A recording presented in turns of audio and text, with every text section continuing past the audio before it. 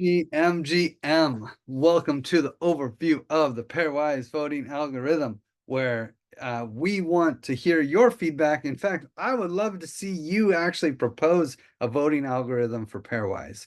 We have four options here, and we have this epic spreadsheet. I'm going to show you how to use the spreadsheet. It looks pretty crazy, but it's not that crazy. It can get a lot simplified. It can get a lot more simple to play with, and I actually think that many people in this forum could propose a voting algorithm for pairwise. So the first step here is to make a copy, and this is your voting algorithm. So, in this case, it's my voting algorithm. So I'm going to call it Chris pairwise voting algorithm.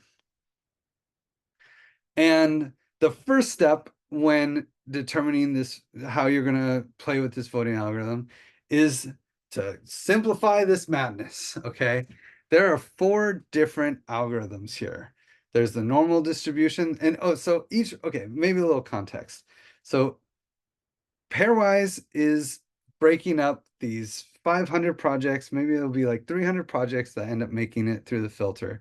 These 300 projects is a lot to look at, right? So Pairwise says, hey, instead of having people try to look at every project and rank them, which is what we did in the previous retro PGFs, let's break it up into categories so that experts can look at the categories that they care about or are interested in too, and discover projects that maybe they didn't know about in that category and learn about them and then rank them in a way where they can just rank and signal their opinion about a few of the categories that they have expertise in, and then throw it into their ballot, send it out. And if everyone does that and everyone looks at and lots of people look at lots of categories. Every category should get judged mostly by people who really care and know about those categories. And we can aggregate all of that information and give a result. Sounds great. But guess what? Our world is controlled by algorithms. And if you choose the algorithm, you can have a lot of impact on how that information gets aggregated. Does it matter more if you're top ranked? uh Always, and or like you're often top ranked? I mean, of course, if you're often top ranked, you'll be higher than a project that's often bottom ranked. But what if you're top ranked, a lot of the times, but sometimes you're bottom ranked. Sometimes it's a controversial project, depending on the algorithm you pick. Another project that's maybe more middle of the pack uh might actually do better than a project that is erratic, or a project that is erratic might do better than a project that's more middle of the pack often, even if they like average out to be the same score. Depending on how you design the algorithm, they won't have the same score. So anyway, the voting algorithm has a huge impact on the actual final results. And and so I want to make sure that we can look at it, understand it, and maybe debate it in a public way. So first step, four different base layer algorithms. There's a normal distribution, modified normal, modified Poisson, custom distribution. You can see the formulas in this forum post. The main thing here is the normal distribution. It gives about the same result, no matter how many projects are in the category. It always, yeah, it will always kind of, it doesn't have a lot of change. This is like the standard deviation algorithm that's been customized slightly to fit this use case. Um, and then there's these other three algorithms which are modified in the same similar ways. So the mods that are listed up there don't apply to the normal distribution. This is like the most vanilla algorithm without any of our input that we thought we could be used and be useful. It has, I think the fact that it doesn't have a handicap is a major downside to this, but we want to leave that as an option. The next one is the modified normal distribution. So this is the normal distribution, but it has the handicap, it has variance, it has minimum percentage, which we'll talk about later. But it's still kind of the Gaussian distribution. So in my opinion, the main thing about the normal distribution is that it's middle of the road. It's kind of the Goldilocks one. It's not too top heavy. Like Poison. Poison is very top heavy, as in like you can see these results under this. I mean, let's make this handicap a little bit more reasonable. Um, you can see that it still just gives the top five like all the voting power, and the bottom ones get very little. Whereas, um, normal distribution, that still has this long tail, but it gives a lot more voting power to a lot more projects here. And custom distribution is even more of a long tail, right? Not nearly, it's the least top heavy of the bunch. So this is like kind of what you got to decide. Do you think that the projects should be distributed, like the bottom projects should get like some scores? And the thing about giving them more of a score at the bottom is that it also creates more impact. If some project is seventh place versus eighth place, then it matters more, like this project gets a full percentage more here in custom distribution, but in Poison it only gets 0.03%. It doesn't matter how people ranked it at the bottom. And here it also matters less. And if you go even further, like one thing that's funny about normal distribution is after about 10, it always just drops into 1%, into these like really small percentages. There's not much of a difference here. Whereas this one has a lot more variability. Anyway, so this is what you got to decide first. Which do you want to play with? So for this video, I'm going to play with a custom distribution. So know what I'm going to do? I'm just going to hide. I'm just going to black out all of these because it's just easier for me to not see these, just don't want to see them at all. And then I can just use the custom distribution. Actually, maybe what I'll do is I'll hide the rows. Hide these ones. I think I need that one. So I'm going to hide these ones. Well, I'll do that after I explain the variables, because actually I think this is useful for the variables. So first thing I recommend is pick your distribution based on the forum post, and then simplify this spreadsheet. And don't look at the other distributions. All extra numbers are just confusing. Then you got to start playing with the variables. So the first variable is categories. This one doesn't change. This one is determined by the number of projects that exist. So like around 500 projects applied, maybe around 300 projects will make it. Let's say that there's on average 20 in a category. So that would mean there would be 15 categories.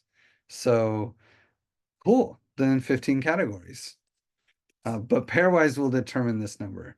So, and we don't know what it is yet. It really depends on how we categorize projects and how many projects there are. Next variable, and you can see there's these three dark orange variables. These dark orange variables apply to every distribution except for normal distribution. The only variable that affects this first normal distribution is sigma. So you can play with sigma if you want. The other three orange ones, these three dark orange ones, affect all of these. So min percent, it really extends the impact of the long tail. So you can see if you make this higher, just make it something crazy like 5%. You can see even in Poison that it kind of mitigates some of the top heaviness. It's still pretty top heavy, but it gives this long tail where the bottom ones that get voted in still get kind of juicy. Remember, in pairwise there's a filter. So this says that when this voter voted on these 27 projects in this category, they actually filtered out 8 of them and said they should get nothing. So they get nothing. So if you raise them in percent, that filter really has an impact. Any project that thinks they should get something, a higher them in percent is going to make sure they get something from that vote.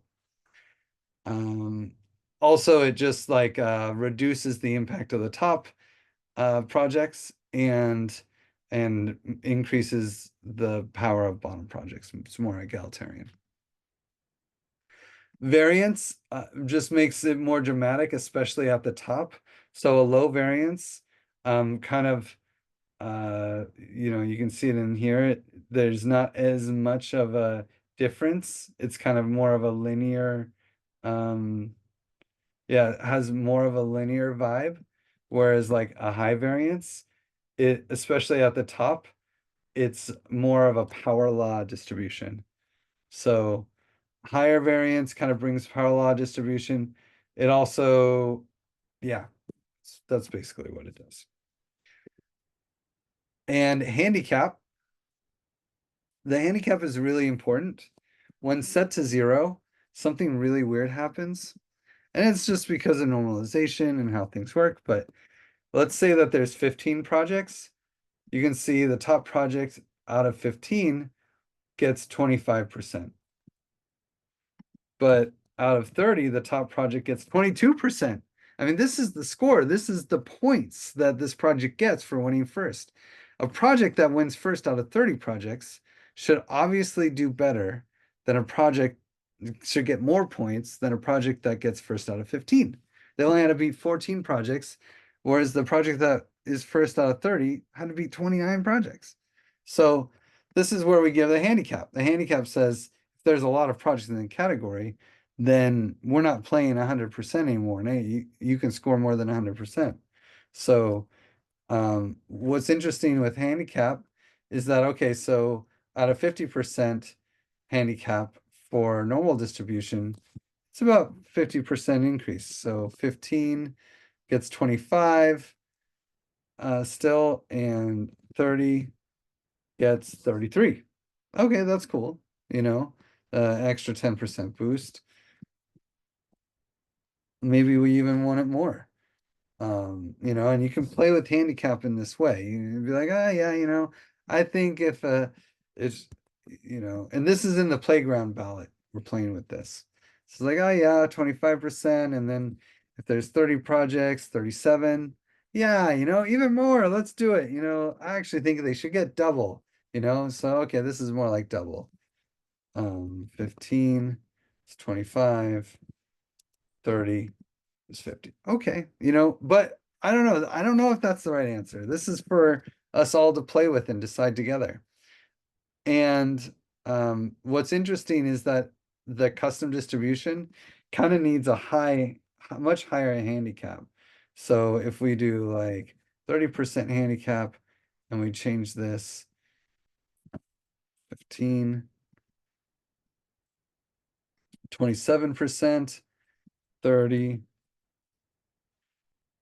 22%. Oh my God, it's lower, even at a 30% handicap.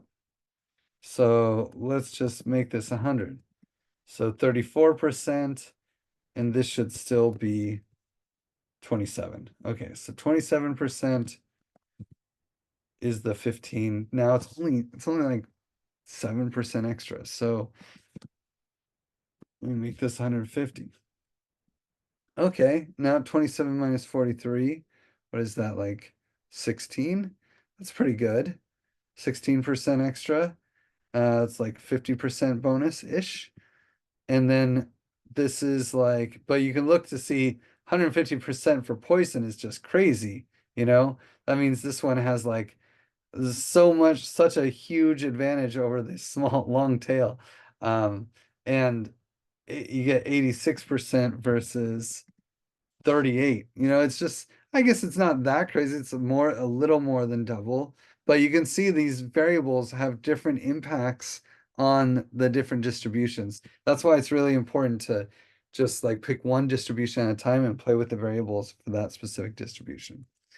And these variables are one per distribution. So sigma is for the normal distributions, lambda is for modified, and delta is for custom distribution. And you can look that up. You'll play with it and you'll understand what they mean. So this is the playground ballot. This is where you can kind of play around and pick your favorite thing and mess around, and it will have very little impact. Once you pick kind of a ballot distribution, you can really analyze the results here in the configure results. So that distributes it based off of the, for one ballot, and you can see how the changing the algorithm changes the results for that one ballot. Here, if you want, you can copy and paste these variables over here, and then you'd be like, okay, what were the final results of our actual simulated voting? So we made 6 voting ballots, basically. Each one is a voter with a different number of votes. So this is a silver. It says gold here, but it should say silver. Um, uh, so this is a silver OP holder that has 5 votes. So that's kind of like this voter votes, they get 5 ballots worth of voting power, let's say. And this is a platinum holder, so he gets 25 votes worth of voting power. And each ballot, each voter ranks the categories, so they get their category ranking, and they rank the projects within the categories that they reviewed. So this voter voted on 3 categories, 1, 2, 3. What do you know? This was the lazy spreadsheet that just 1, 2, 3 in order. It's very nice. It's very easy to make. These other ones, we kind of randomized the order here and also randomized like how many projects they filtered out. Voter 2 for category 1 only voted on 7 of the 20 projects, gave the other 13 0 points. This one voted on half of them, and this one voted on 11 of them. Now this one voted on 8 of them, and this one voted on 14 out of 20, and this one didn't vote on category 1 at all. So that's the thing. And so one thing that's interesting, and I left this in here, is that in this current voting results, like category 3 only got voted on by like 18 equivalent voting weights, like voting ballots. And whereas category 4 got voted on by 53 ballots, effectively. So category 4 was ranked more often, but it actually got second to last place. And this is important. It shouldn't, this is why we use the weighted average, of course, for the scores to make sure that it doesn't matter how many times you're voted for, that shouldn't give you an advantage. In the end, this category 3 was ranked 3rd here. Not even chosen, not chosen. It was ranked 1st here, but the bronze guy only has 3 votes. Let's change his votes to 100. Now he's a whale. Let's see how that affects the results. Oh yeah. Now category 3 is boosted to the top, right? As it should be, because the one voter that voted on it as first place said that it was the best. So the whale has a huge advantage here. And of course, this is a small sample size, so but you can change the number of votes each voter has. Yeah, right there. You can also play with how many filters they had. Maybe they didn't filter out all of these projects. Maybe they filtered out more. Maybe they filtered out less. If you want to play with the algorithm in a deeper way.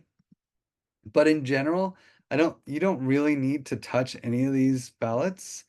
You can just play with the actual final results. And, you can see what the results look like, and you can go and look at the ballots and see like, okay, I can see why this one was first place. Does this make sense? Give it the kind of like smell test. And the best way to do that is come here and filter Z to A, and then be like, okay, it looks like, category 5 in the modified normal distribution really dominates. Well, what if we reduce the handicap because um, and make this like 40%, and we sort here. Oh yeah, category 5 still dominates. Cool. Um, well, why does category 5 dominate? Let's see what the category results were. I mean, actually, that's just interesting because it's actually second place on the category rankings. I guess just these certain projects in category 5 did way better than all the other ones in aggregate. So yeah, there were just these three standout projects just dominated category 5, and category 5 was second place, whereas category 1, it had these three projects that did pretty well, these four projects that did pretty well, but none of them were really stand out. And there's a lot of projects that did okay. So I guess it just it just doesn't dominate. And that's in this normal distribution. And you can kind of look at this stuff and see how that is. Let's see if that's the case in all of these. Okay, and this one actually only the top two dominated. And this one, oh wow. In this one, it's like, oh, I sorted by the wrong one. That's why. Okay, in this one, it's much more distributed. Actually, only the top project in category 5 got first place. The other ones came down. Because the custom distribution is a little more egalitarian with all the things. So you can see how important the algorithm is in the final results. Which projects actually do the best and how it all folds the categories into each other. So have fun. This is a good place. This video is way too long already. Maybe I should edit it down. Maybe I'll edit it down and replace it someday. Um, but yeah, this video is long enough. But I'm gonna go into the crazy zone and show you behind the scenes what's happening in this spreadsheet as well. So there's a lot of hidden columns. This is the category rank, and the way that we do these category ranks, so this person only voted on 4 categories, so the top category always gets the same amount. Once these variables are set, they're set. So man, I wish I could lower that hand without once they're set, they're set. So uh if there was a 5th category that was being ranked here for the modified poison, then it would get 2.46%, right? And so, if there are only 3, then they would all get these. So this is kind of the set ranking for categories based off these variables. And it is used here. The other hidden columns are kind of helper columns. So this column does the math for the min%. This is actually the normal distribution. This is like the real formula of normal distribution, which we just use like Excel's normal distribution math. And then this column calculates the variance. Same thing here. We have the poison formula. Good old Excel just has poison built in. And then, but we do some checks, right? We make sure that, the category rank is bigger than this number of projects here. Well, in this case, number of categories. And it might make even more sense here where we do this check to make sure that the category, that the rank isn't more than the total number of projects. And so basically, you can kind of think of it as like if there's 15 projects, the Poisson distribution will always be the same for if there's 15 projects, but the actual distribution changes slightly when there are more projects in the category. And that is important because the distribution needs to change. We need to, for obvious reasons, the distribution needs to change. We can't just say for every time that there's less than 15 projects, you get nothing, you know? Uh, so, so yeah, there's some, it's not just the Poisson formula, there's also some like checks here. And then this other thing is just to give it a normalized result. So it's like 100%. And variance is added in, and then here we also apply the filter in the actual rank, and we also apply the handicap in this result column. So this last little bit is the handicap piece. And we basically are normalizing the variance. So,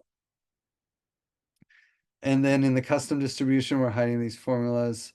This is our formula. This is what the results of our formula as a percentage, adding them in percent, adding the variance. The other thing is you might notice that there are some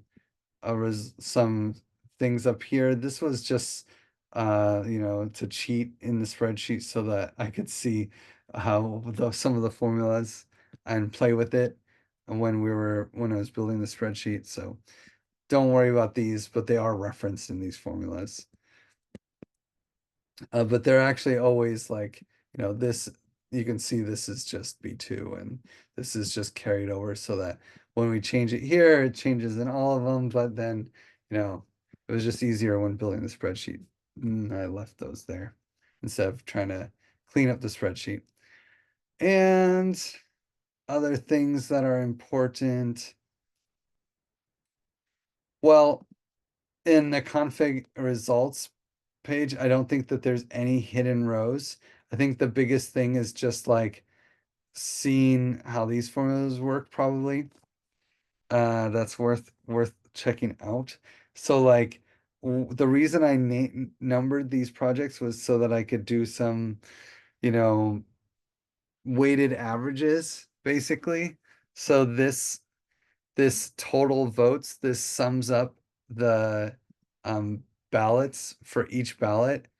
It kind of just scans to see like, hey, in ballot one, if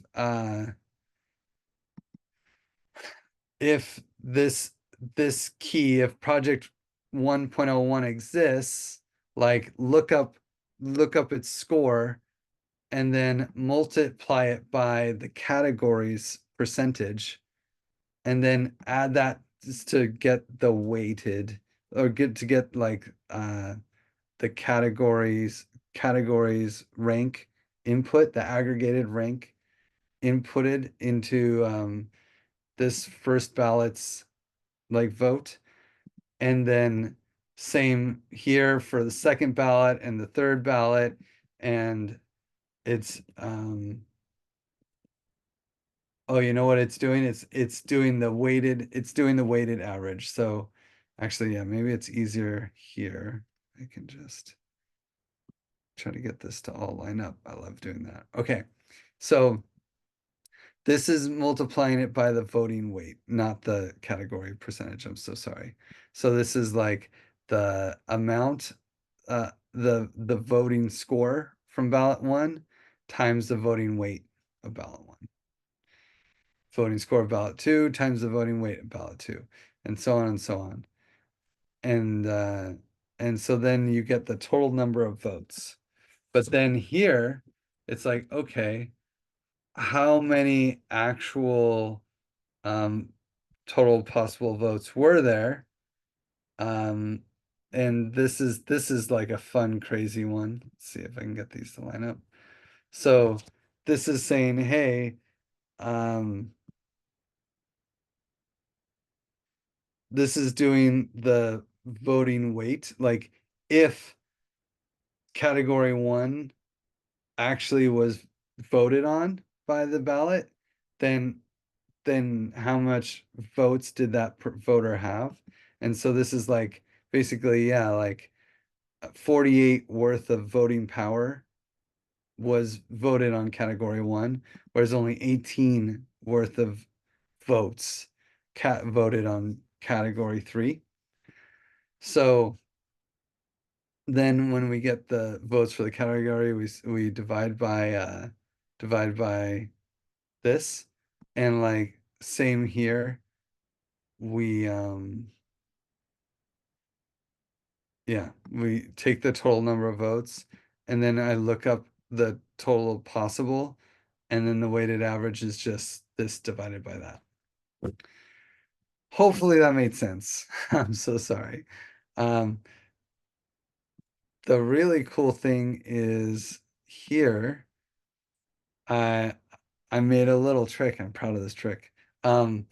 Where first it looks up to see if it's in category one by saying, is this less than two? You know, because it's effectively a decimal. So 1.15 would be less than two. So then it looks up the so it takes the scores. So like, sorry, this is just looking up what its average score was down here for each project, right? So it finds it here. It's like, okay, 115. Its score is 108, so 115 was up here. Wait,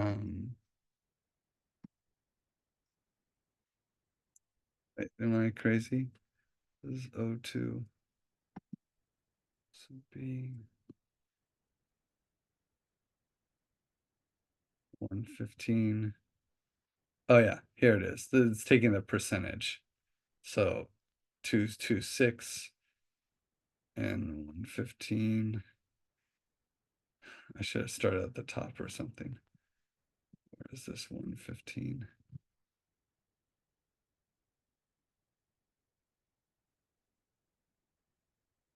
Oh yeah, there it is. 22579, 226. Okay, so it's taking that percentage, and then it multiplies it by the category weight. So the category result here, right? So it finds category one, multiplies that by the result. Yeah. So, and then if it's, if it's not less than one, then it's less than, but it's less, if it's not less than two, then but it is less than three, then it would be in category two. If it's not less than three, but it is less than four, that's in category four, and we look them all up, right? And otherwise it's category six. And so then we look up category, or actually, yeah, then we look up, oh, actually there is no category six. So it just never happens. It's cool that that never gave an error, but I guess this spreadsheet is ready for you to add a category six if you want. If you want to play around, you can add a category six and the math will still work out. Um, but yeah, so that's how that works. Let me see if there's any other tricks. I don't think so. Honestly, I think it's pretty straightforward, simple, how these things all work. I mean, the real craziness is in some of these formulas that are hidden, in these different columns. But don't worry about these things. You never have to look at that. That's only if you really want to go deep in the spreadsheet, figure out how to give an overview. Anyway, this has been long review, the extra bonus credit that no one should watch. I'm so sorry for making you watch that. And hopefully this is useful and you want to play with it. If not, we're just going to decide it ourselves because we got a vote here in in like 2 weeks. So I'm going to play around and I'm going to come up with some percentages, some of my favorite distributions, and the devs will as well, and we'll love to see what you guys come up with, and maybe we'll just go with one of your guys's, because honestly, it almost doesn't, it matters a lot, but it just is the algorithm and it will spit out results. So I think it matters. I think it's important that we do it with intention and that we take great care in it. But it is just an algorithm, and we, we all should get to decide how the algorithms give results. So thanks for watching, and have fun playing.